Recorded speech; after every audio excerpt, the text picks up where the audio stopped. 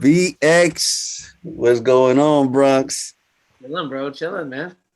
Welcome to the Free Yourself podcast. Yeah, man. That's what's up, man. Where's the shell part come from, yo? The shell, I'm gonna tell you where the shell part. You see the shell behind me right there? You a Right cancer? there? You a cancer? I'm a cancer. I'm a Yeah. cancer. So let me break it down to you real quick. Um, I'm a cancer, right? I'm a big astrology guy, so I do know. You ever see or you ever know anybody that kind of reads their zodiac or astrology thing and be like, no, that ain't me, right? Yeah. No, that ain't me. I'm this is part of accepting everything, all of who I am, right? Because crabs are moody. Before I'm like, man, that's not me. I don't want nobody to know I'm moody, right? But nah, I'm it with a moody. mood. You say it with a mood. You be like, I ain't moody, yo. So I'm moody, you know what I'm saying? Like I'm emotional. I'm all of it, right? So, I'm learning to accept everything. Yes, I am, but I'm so much more than that as well. And that's okay, right? But that's part of it. So the bigger part of it is actually the intention of the podcast is for people to listen to other people's stories of inspiration, of people finding what they love to do, and just doing it and growing, right? And when you grow, you break out of your shell. Naturally, you break out of that shell and to climb into another shell, right? So it's finding your passions, stepping out of your shell, being and putting yourself in uncomfortable situations, not literally put yourself in uncomfortable situations, but let yourself be uncomfortable and work through that so that you can grow, right? So that's the idea of it. Step out of your shell, grow out of your shell, break out of your shell, let your light, your inner light shine. Boom, Right. bang, free yourself, right? Right. Yourself, right? That's what it is. You free yourself, son. Right? They just got this. There's a promo and a commercial for shit. Like, it's dope though. That's dope. That's really. I mean, that's what's. It's funny because when you had first sent it to me, it was one of those like, yo, is that a mistype type of thing? But then I saw it was capitalized. I was like, oh, this is your shit. So as I was waiting, and I was like, shell. And I was like, okay. I was like, yo, is Jay a cancer? Like, because I'm the type of person when it comes to zodiac signs where I'm fascinated by it, but I don't live by it in the sense where just because I'm this, I'm going to act this way. But I'm fascinated that like the Capricorns, I'm a Capricorn. So the Capricorns I know, including myself, have these similar personalities. Right. The Cancers that I know 4 Cancers, and how I look at them makes me look at all Cancers that way. Right. You know what I'm saying? Virgos is supposed to be my match. I dated 2 Virgos. Jesse's a Virgo. Our boy Jesse's a Virgo. Like my best friends are Virgos. It's like it's crazy. So I'm always fascinated with it. So exactly. But I never knew. As long as we know each other, I never knew you were a Cancer. Yeah. So, but that's the thing. Bronx is that I call you Bronx or Darren. Whatever. No, I always go by like how you know me. I mean, exactly. That's same here. Call me whatever we go by. So, it is weird though. Like if you know me as Bronx and you call me Darren, I'd be like, wait a time out. Or vice versa. Like if you know as Darren for years and then you're like, yo, Bronx, I'm like, all right, you're just trying too hard. Now you try to get into the club and you're not allowed. But it's weird. It's like, you the same way. You have it's like an alias in a way. Yeah. So, and in my studies in astrology, it is that so right. We're not completely with that, right? And we don't live by that either because there's a lot of times that I'm like energetic. I'm the happiest dude on earth, where sometimes I tell people like, I could be moody sometimes. I could get emotional. They're like, no, I don't know you. Like, I can't picture you like that. But Right. like if you're with me 24/7, you're gonna see all those aspects. But I've Right. learned that those things, like emotionals, right? Emotions for me, that is part of the characteristics and the tools that I'm born with, that are meant to help me grow if I can move through them and not push them away, right? Because you could say, I could easily be like, nah, man, I ain't moody, right? And not even acknowledge that I'm just, and me saying I ain't moody or emotional, and just saying it is like, no, you are, right? But Right. accepting it and moving through it to help you grow, and being okay with it, because everybody's got their things, and it is what it is. Right. But yeah, so let's get to it. You mentioned earlier, as long as we know each other, right? How far back is that? That is, So I came out to Hartford in '97, and I met Mario instantly. So by meeting Mario, I have met the whole Eastbridge crew. I met that whole clique. yeah, And there's people in that clique that are not even from East Hartford. But like for me, that's what I saw that clique to be. It's crazy. It was '97. So coming from like Pennsylvania, I didn't even like I was just talking about this with Jesse. I didn't listen to Wu, right? When they came out. I remember when they came out, I was a Tribe fan. I was an NWA fan. Like, you know what I mean? Wu to me was like, what the fuck? And my boys that I grew up with, they were listening to them, and I was like, all right. But then when I got to college, I really got into them, and I was like, yo, this is something. This is, I'm appreciating a different life. And then I move out to Connecticut, and I meet a crew. I meet a crew of people that are like I did, like almost like living that life. yeah, You know what I'm saying? Like, and it's like, and every which way, and it's instantly like the energy. That's what's so crazy about you doing this, me doing comedy. I think one of us that are doing stuff is like, yo, that core of people. Whether it was at the Palace or it was the East Bridge, or there's so much energy in that core. oh Like, my goodness, it's one of those things where, like, and I know we get together. Obviously, we're getting older right now. yeah, And I feel like we're at that age group right now where, like, the only way we're gonna get together is over deaths and fucking marriage. But most of us are already married, and then the ones that are not married, is like we weren't in each other's life the way we were at that one time. But mm-hmm. to have like a Palestinian reunion, What? the East, like everybody, especially where we're at now in our lives, Yeah, like just to get together, like I already know what that would feel like. I already know the energy in that, in that, the laughter, like the reminiscent stories. It's like that's so we're going 20 years. So 97, no, 30 years, right? yeah, almost. We're headed to 30. So what's that? No, That's no, no, no. 20. I'm 45. I turned 21 out here. So about 20, 24 years, Yeah, yeah, you yeah, know?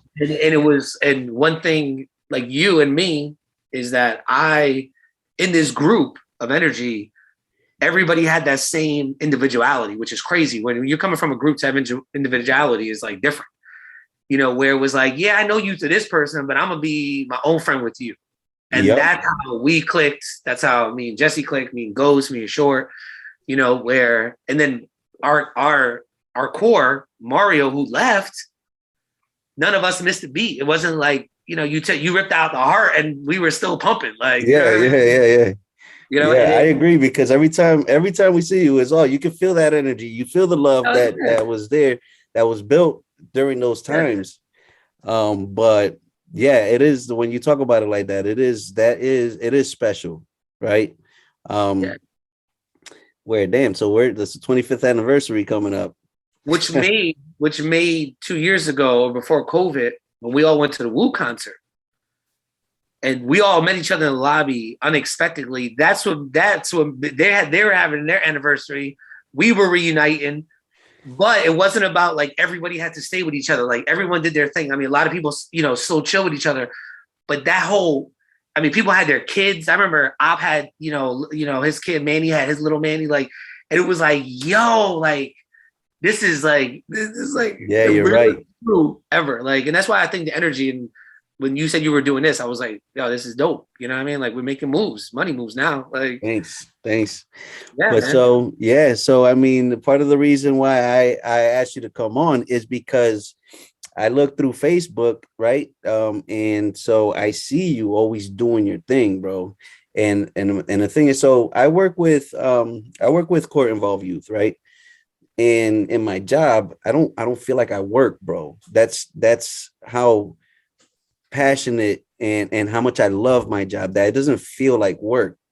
And when you see a kid that you can see the light in his eyes from something he just learned, being able to accomplish something, or even just letting him, watching him let his some of his walls down, right? It's an amazing feeling. So and so it's that. And DJing, I get that same kind of energy when I'm rocking a party. Bang, bang, bang. It's just a great feeling that I'm like, man, I want to share what it's like for me. And I want people to share if they have found their passions to, talk about how you got there, what inspires you, what motivates you, stuff like that, so that other people can watch the show and be like, fuck that, I'm about to go do what I love to do. Right. Yeah. I'm out. Yeah. Like, well, my comedy story is kind of funny because, no pun intended, but like when I left the Bronx, I moved with my father in the suburbs, and it was, he was trying his hardest. I went there for the summer, and then it ended up being school. Then I went from 6th grade to my senior year to college. But those 6 years, I was really like, wait, am I still going? Like, you know what I mean? Like, I was just waiting for my mom to get better, so to speak. Yeah. So my dad didn't know what to do. He was a working single parent. So he was on his own at 13 in the Bronx. So what he knew his life was different, especially in the suburbs. So like his thing was work, work, work, work. And then how he dealt with me was like, you're grounded. But me being grounded, instead of putting his hands on me and like just putting me in my place and keep it moving, you ground it. But he didn't even know what that meant. How you gonna ground me? You're not here to enforce it. So then it would become to further notice. Like, and this was ongoing, Yeah. So I used to watch comedy. I used to have little TV. I used to watch A&E at the Improv, and I used to see these comedians, and I loved it, and I would imitate them. I go to school, I'd be imitating all these cats. But I was always quiet because I was always even to this day at 45, I'm observant. Like, people will introduce me and be like, I thought he was a comedian, but right, I'm just watching everything. I'm just seeing everything. For me to become myself in front of you, I got to feel comfortable, So I study comedy, whatever. I was always like a little clown. I was always a clown to the people that knew me, but I wasn't ever that class. I got class clown in high school because I asked people to vote for me. It wasn't like I was like straight up because I wanted something in the yearbook. Like, it wasn't like I was tripping motherfuckers and trying to be funny about it. I'm like, yo, vote for me for class clown. They're like, I mean, all right. So when people ask me as a comedian, they're always like, yo, you got class clown in high school? I'm like, yeah, but I mean, I ran for it. Like, like I legit ran for it against myself. Like, so I come out here, right, and I'm working, regular jobs, whatever, 9 to 5s, whatever. I'm young, and I get fired from Champs. I was working at Champs in the mall, and I got fired on some bullshit. Wait, did you get fired on your day off too? No. There was like this huge shit going on, and it was like intense, right? So I get fired, I lose my job, and I'm like, I don't know what to do. And one of my best friends, my fraternity brother, Lou, Fat Lou, Big Lou, yeah, he knew already about my comedy. Like, I was always funny, but he knew that like how I studied it. So he was like, yo, why you ain't got a job? Why don't you go down to Hartford? They got a comedy club, say you want to be a comedian. So I did. City Steam Brewery in Hartford. I went down and I was like, I want to become a comedian. And they were like, you ever bust tables? And I was like, nah. But so then I got a job as a busser. And I was a server, and then I was a bartender. But in that whole process of coming into my own, I was meeting comedians. I was watching comedians even live. I was terrified because I was funny with my friends, but to be funny on stage in front of strangers, I was like, that's not me. That's, like, and to go back to our connection in our group of friends, there's a lot of funny people. Like, I'm not the funniest person. I'm just only the one that has decided to put it on stage. That's it. Like, and I know that. So the amount of pressure I put on myself was big. But I went there and I met Jessica Curson. She has a Netflix special. She's amazing. I just saw her at the casino this year. I would go up to comics that I felt I could talk to. Mm-hmm. There's a lot of comics that were assholes, male or female, whatever. They were too good to talk to. There were other comics that would talk your ear off because they saw something in you just for coming up to them. And Jessica Curson was one of them. And she was like, there's a comedy class in Gotham Comedy Club in New York. So I looked it up and it was 13 weeks. It was on Mondays. You take this class and then you graduate. You pay like $300. Looking back, what I tell younger comics now is that, like, is it a scam? It is, in a sense where, like, ain't no one gonna tell you how to be funny. But what I got from it was that, like, I drove down there. I figured out a way down there every Monday. I had a shitty car. I didn't have any money. Lou took me one time. Another one of my boys took me one time. Took the train down. That hustle to do it subconsciously, I think, made me like, yo, I'm doing this. Yeah. And I went down there and I get into this class and motherfuckers had books. Like, I was like, oh, I'm in the wrong class. Like, you know what I mean? Like, this is the advanced comedy class. Hold on, was I supposed to buy a book for this class? Yo. So I'm treating it like college, right? I'm going up to the professor. He ain't even a professor. He just like a has-been comic that just decided to work that shift. And I'm like, I think I'm in the wrong class. He goes, we'll talk about it when you go on stage. I said, hold up, time out. Like, I came here to learn how to be on stage. I didn't come here, like, what you asking from me? Like, I don't. So basically what the class was 13 of us, and you just went on stage and did 4 minutes of material, and everybody critiqued it to fine tune it, right? Yep. I go on stage and I had nothing. I was just like, I think I'm in the wrong class. And my nerves, I know my nerves make me look comfortable on stage. I've learned that. Then I didn't know that, right? But so I got the whole class laugh. I'm making 13 people laugh out of 13. I'm killing it, right? I'm the A student of the class with no grades, right? Like, I'm the favorite to come out of this, right? So when you graduate on that 13th week, they put you on a Friday night on a 7:00 show mixed in with other comedians. So the whole place is packed because, you got all your family support and friends supporting you. Yeah. Then you got regular people there. Then you got people visiting New York. So it's a crowd. And then you sprinkling in some professionals to make the show go. I'm closing the show. There's like 13, 14 comics. Everyone's doing 5 minutes, right? Holy cow. And I practice my 5 minutes. I used to rehearse it in my room and shit like that. What you can't factor in is a crowd response. You know what I'm saying? Like, you can't. Yeah. Because like, if you throw something out there and it. Right. Yeah. Right. You can't, and the timing of laughter, any of that, right? So I go there and my whole family's there. So I got my mother, my stepfather, my brother, my aunt, my uncle, my cousin, and they got the front table in front of the stage.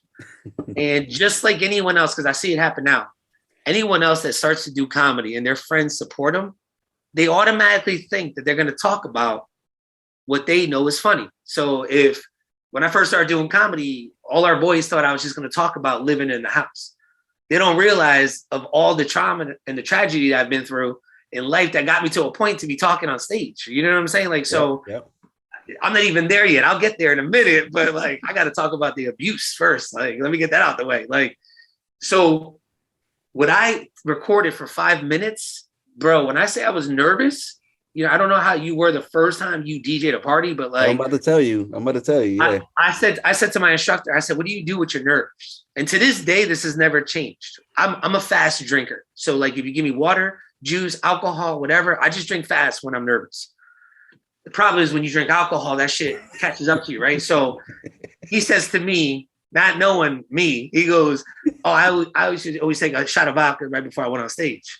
Man, you talking to a full-blown alcoholic. So I'm like, I take a Captain and Coke. I'm sucking these down like quick. I probably had like 5 before I went on. So not only was I nervous and the alcohol kicked in, I'm in front of my family just staring at me going, is he going to make fun of Tata? Is he going to, like, wait, he's going to make fun of you? Like, and I go on stage with the hackiest material ever. And I don't even wait for a punch, like laughter. I'm like, I'm going off the script, like if no one's in the room, like if I'm doing a Zoom before Zoom, like, you know what I mean? I'm like, yeah. So, you know, speaking of traffic, like no one said anything about traffic, and I'm just jumping into how I wrote it, like because in my mind, the conversation, if I would have brought it up, like it was dope, man. And I tell comics all the time, I'm like, when people come up to me after the show, and they say, "Yo, I should become a comedian." I'm like, "Yo, just try it." Because you're gonna bomb in the sense of you're not gonna do exactly how you thought you were gonna do. Whether you do good or not, you're not gonna do. It's not gonna feel the way you think it's gonna feel. What makes a comedian is after you do that, and after you get that feeling in your gut, what you do with it afterwards. If you go up and you're like, "Yo, that shit was surreal," and I'm good. Now, all right, you did what you got to do. It was a bucket list. But if you go up there and you ate it, like motherfuckers were just crickets staring at you, and you were like, "I want to go back." You're a stand-up comedian. That's it. That's all it takes. Is that like you there's something wrong with you. Like you want that pain. Exactly. Welcome to the crew. Like, you know what I mean? Like, but that's what I'm saying. So that's what I'm saying is that feeling of doing something you love, no matter what the outcome is going to be, the response, the expectation of like, there's no expectations whether somebody's listening to this or not. I don't care. We had a great conversation. Right. Right. So it's like that. Wait. No, tell me, no one's listening to this. Wait a minute. Yeah, I got like 2 followers, yo. So if you're looking for promotion, man, sorry, bro. Should I just shout out your fam? Because that's all your 2 followers that you're like, brother. Hey, what's up, everybody? Like, no, I got some people listening, and I'm getting good feedback, yo. So it's okay. I'll get there. I mean, it's not, but no. That's what it is. That's what it's supposed to be, man. That's not to interrupt. I apologize, but like, no, go ahead. That's the thing, you know. Like I see it. You know, now I'm a veteran in Connecticut, which is crazy to me because I'm still grinding. In my eyes, I'm hungry. I'm still grinding. Yeah. But I am a veteran as far as like the time I put in. So I see these young comics, and everybody wants to get to that level. But it's like, yo, listen, I was on a podcast a couple weeks ago, and I said this. I said, it's growth. You have to go through it. Like you can't fast forward it. You can't. I don't care how talented you are, who you know, who you don't know. You can't fast forward the actual growth. You could fast forward the process by grinding harder than somebody, but you still got to go through it. You still got to eat it. You still got to build it. You still got to keep going after it. Like it's and learning to appreciate those times that you didn't. Maybe it's like you might relate. Like sometimes you were probably the funniest. You had the funniest night ever. You had like 2 people listening to it. Yeah, but it's like it's like you got to grow, like you said. Sit through it, grow through it, appreciate those moments. Are we allowed to smoke on this real quick? I apologize. Yeah, do whatever you want. I mean, it's my house. I just want to make sure. Yeah. Don't pass it this way, but no, listen. So I'm gonna tell you about my as DJing because DJing when I first started, man, I did some things that, and even sometimes I still do, like read the crowd wrong or just play something that didn't drop, like killed the whole party. You had rocking for like 10 minutes. You got 10 minutes. I'm like, boom, and just killed it. I'm like, damn, I was here for 3 hours, rocked it for 10 minutes. And I know I messed it up. That's real. I've heard DJs. But then, I love to do it. So I just kept doing it. Let me tell you another one. You remember Stage East? Yeah. Were you around for Stage East? So I performed at Stage East. I did first Latin Kings of Comedy at Stage East. Nice. Oh yeah, that's dope. I opened up for Little Susie and TKA. I said, only in Hartford has freestyle not died, and the whole crowd just stared at me. Like they were like, and that's funny. It still hasn't died actually. in East Hartford. No. So we used to. My mentor, DJ Carrasco, great DJ, but he was the guy that took me in and said, "Listen, I need help doing, some some DJing. Boom, I helped him, and he's the one that's like, yo, you do your own parties, use my stuff, whatever. But anyways, he's like, yo, I'm rocking Stage East. Let's do it. So I'm like, all right, boom. So I'm like, and the DJ is up here, the crowd is down here. So like everybody can see you. Everybody knows who's got the microphone, who's spinning the records, and he's rocking it because that's what he do. And he's like, yo, grab the mic, get on the mic, hype him up. And I'm like, nah. He's like, no, man, go ahead, yo. That's why you're here. I'm spinning. You grab the mic, hype them up. Just hype them up. Like, put your hands in the air. So I'm like, all right, everybody, put your hands in the air. And they're like, they stopped. The song was great. I got on the mic and they stopped dancing. They were like, trying to pass the mic. Yo, that's hilarious. Yo, bombed it. Next week comes. I thought he was not gonna give it back to me, yo. I'm thinking like I'm good. He's not gonna give me the mic. He saw what happened last time. It's like, yo, get on the mic, rock the crowd. I'm like, dude, you don't remember what happened last week? He's like, yeah, go ahead, keep going. Right? Boom, I did it. Yo, bombed it again, bro. I'm like, dude, I can't. So what happened was I started practicing on my own, like at home. I'm like trying to get my voice up, get it right.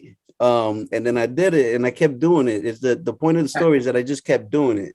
Yeah. But what happened for me is that even though I bomb it, I can still bomb it to this day. I mean, I'm really good at it right now, but there's some moments. But is the feeling I have inside, even if I mess it up, I'm still gonna take another shot, right? Is that I still got that confidence. I'm not as nervous, I'm not as scared as I was before. And I think when you get to that point, well, it's getting to that point where if you can stick with it, you're gonna get better. Like you saying, you gotta grow, you gotta do it, you gotta go through it and practice. But even with that said, there's still some moments that I'm like, yeah, I shouldn't have did that. But I'm not scared to do it again. Yeah, that's the thing. I think, you got to keep doing it. I have jokes. I probably have 6 jokes that have been with me my whole career. And a lot of times, like I'll have people now that just start going to shows, and the first thing they'll say is like, "You're gonna do the same jokes." And I'm like, yeah, like I'm building, like you know what I mean? Like this show ain't about you. Like there's 99 other people that never seen me. Like I'm not keeping the show just for you. That's it's a little selfish, no? Like you know what I mean? Like because the jokes, like like you take one joke that at one time in my career when I first started was my all. Like I could drop the mic on it, right? But I put so much emphasis on it at that time. Now it ain't shit. Now it's just something that I throw in there to keep you going. Yeah. And that because that is constantly doing it and then getting better and then pushing it back and being like, yeah, I don't need to say this. But there was a time in my life I needed to say it every set. I needed to say the bit about rolled coin. I needed to because it was funny. Yeah. There's a clip of me doing it. It's funny. So like I got it. Like it always gets a good laugh. Yeah. But it's a security blanket. Yeah, that's like. But then I've learned to let go of the blanket, but also keep, like you just do it differently, and you got to keep doing it in order to, get that. Yeah, and then you learn from it. You study it. I mean, if you're not studying it and you're not trying to get better, you shouldn't be up there either, right? Yeah, right. So like as DJs, like I mean, for myself, I can't speak for all of them, but I got some go-to mixes that are like I know. Bring the crowd out, rock the crowd until I get it together or figure some other stuff out, right? Or throw in what the new stuff that I've been wanting to kind of mix in. And sometimes you mix and match whatever you had and mix and match it with the new routine type. Right. That's how I write. Like what I do is like, there's comics that throw out, they try to start a new joke or end on a new joke or whatever. Like Yeah. I try to sandwich a joke. Like, so if I know the roll of coin is funny and the shower bit is funny, they always hit. No matter what the crowd is, they always hit. But I really want to work on this, like this baby shit. I'm gonna put it in between there because I know that if it hits, oh, now it's like hit, hit, hit. But if it doesn't, I got something to sandwich it in, and then you still having a good time. Yeah. But eventually the goal is to create it so it becomes the new hit. And then now you just have hits. Now it's, now when I go on stage, I have a skeleton mindset of my set. Like I got my relationship stuff. I got my, now I got baby stuff. I got broke shit. I got Puerto Rican shit. I have all this stuff. And now I go to a show and I'm like, just load it. Like, what I mean? Like I'm Arnold Schwarzenegger Commando. Like I'm bringing every weapon out now. Like, all these bitches. Oh, I got bitches jokes. Oh, there's 17 couples. I got all couple jokes. Like I've been engaged twice. I never got married. You know what I mean? Like it's like it's a Rolodex now. Before it was like five flashcards. You know what I mean? Like so man, there's so many ways I want to go or can go with it anyway. So are you still right now? You still have the passion for this? Yeah, like I feel like lately it's weird. It's a different passion. Like, I think for so long I've always, what's the next step? When you talk to your friends and everything, you talk about like getting in movies, going out to LA, going out to Chicago, going out to New York.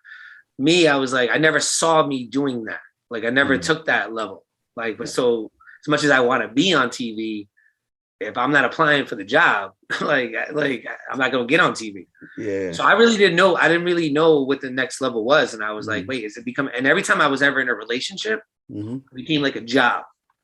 It wasn't the same passion. When I was single or going through shit, it was always the passion because it was my real bitch. Yeah. You know what I'm saying? My real girl. No disrespect. Like it's like it was. It's to this day. It is like, you know what I mean. Like comedy has made me feel things that ain't nobody else made me feel. I got 2 daughters. I found my soulmate. I got good parents, but ain't no one of them made me feel what I've been through with comedy. Yeah. The roar of a crowd, the boo of a crowd, like that feeling is unmatched. Like it's you could say it's selfish or whatever, but it's reality. I know what you're saying, man, because I get that from a night of rocking a crowd, bro. That feeling. Oh man, it's like that's where I feel that energy, bro. I feed off the crowd, right? And it's real. And at the end of the night, they're like, yo, that was off the hook, man.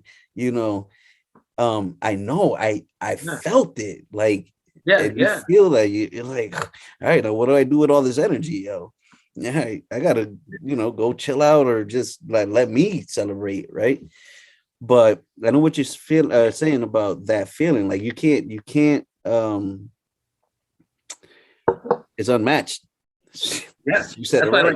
Like as comics, we always say that. Like when you do well at a show, you stay at that club. You never leave. A perfect example. If you're at the casino and you're the comedy club and you do great. You ready to ride that fucking high. You ready to like go out. You walking around the casino as you ain't shit, but ain't nobody saw that. Yeah. So you got to stay where everybody saw it to still be the man. Yeah. When I'm done a show at the casino, I'm chilling there like I'm a busboy. You know what I mean? Like I'm waiting for someone to be like, "Wait, are you a comedian?" I'm like, "Oh, I was." You know what I mean? Because where else am I gonna go? I'm not gonna go to Krispy Kreme and say that. Like they're not gonna give a shit. Like. The only time that's ever worked, I was at the casino one time, and it's funny. Our boys went up to see me, and they were obviously, dressed up for the casino. I don't dress up on stage, jeans, sneakers.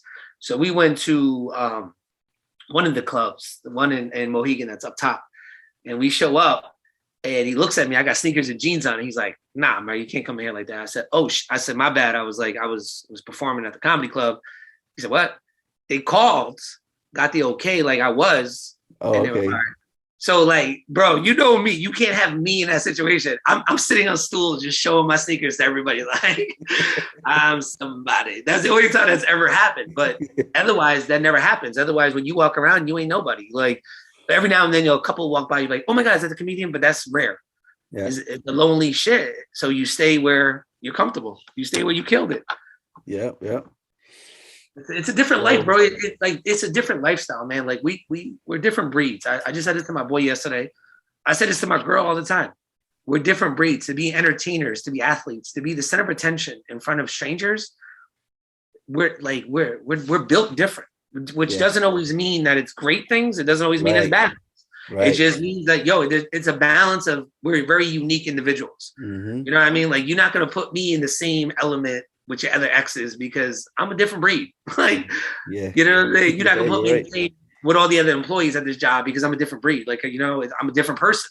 Right. You know, my charisma, my personality, my what I've been through is different. Like, and the way I deal with it is different because I've chosen to entertain people with it. You've chosen to entertain people, athletes. You know, like when you're with an athlete, I always say this about like Tom Brady and Giselle. Like Giselle knows anybody who's with an athlete in a major sport or anything knows that like you ain't number one priority. You fell in love with this person because they were so driven on their shit. Yeah. Right. Which means you've already accepted you are not number one priority. Like if you're an insecure person going to a relationship with somebody that's showing you their drive, you're not gonna last because you're gonna be like, oh, how come you always working? Or you know what I'm saying? Like yeah, you gotta understand. I bet you Tom Brady was moping around the house, and Giselle was like, man, just go back to work, yo. Like, pretty much. Like, you pissing me off now. Like, people be like, oh, marriage is so crazy that Tom Brady like couldn't take Giselle for 2 weeks before he came back, and it's like, yo, it goes the other way too. Like, you know what I mean? Like, she was like, bro, I'm so used to you. Get out of here. Go. How many times a day do you shit, bro? Like, just go back to work. Go shit with your friends, motherfucker. Yeah, because I mean, when you're fulfilling like that's your passion. You're fulfilling your dreams. You're doing what you love to do. It's naturally you're gonna be a better like all around. Like you coming home, great mood. You know what I'm saying? You just finished doing what you love to do. And I don't think until he finds something else that he loves to do like that he might just still play football until he finds that. But see, my thing is on that, I feel like, you know, for a person who speaks so highly of his family, and now having a 6-month-old, I'm like, yo, just spend time with your kids. I just be that person. Like, you've done everything. Like, you've done everything, and also have the ability to be so active right now. Not that you're not. I don't know him like that. I'm not hating on him like that. Right. But if you are a star NFL quarterback, you are not as active in your kid's life as much as you want to be. You can't be. You got shit going on. Like, you know what I mean? Like, it's either your kid plays soccer and you watch an hour and a half and nobody keeping score, or you study film for an hour and a half so you make sure you don't die. Like, like I'm sorry, Jimmy, but like that soccer game is not as important as you thought it was. Like, that's funny.